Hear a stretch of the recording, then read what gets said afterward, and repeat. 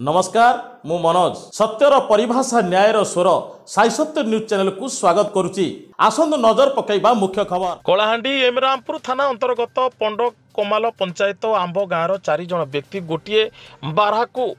उर्लादानी संरक्षित जंगल में बारहा शिकार करी किछि मांस बिक्री करी बाकी तक मांस आंब गाँ उतेई नदी कूल रांधि समय एमरामपुर वन विभाग अधिकारी असित कुमार दास कौन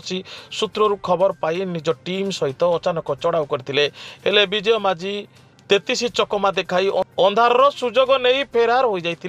हेले अन्य 3 जन वन विभाग धरवे सफल होते से 3 जन हेले आंब गाँवर अजय भोई मुकेश माझी महेंद्र माझी एमान सहित 2टी देशी बंदूक और किसी मारणास्त्र जबत होगा सहित कोर्ट चालाण होता विभाग अधिकारी असित कुमार दास गणमाध्यम को सूचना देते चढ़ाऊ को एसीएफ प्रभु दत्त हिमांशु मिश्र रेंजर असित कुमार दास निर्देश में forester Deepak Kumar Shah forest guard Balkrishna जाल समेत समस्त टीम उपस्थित थिले।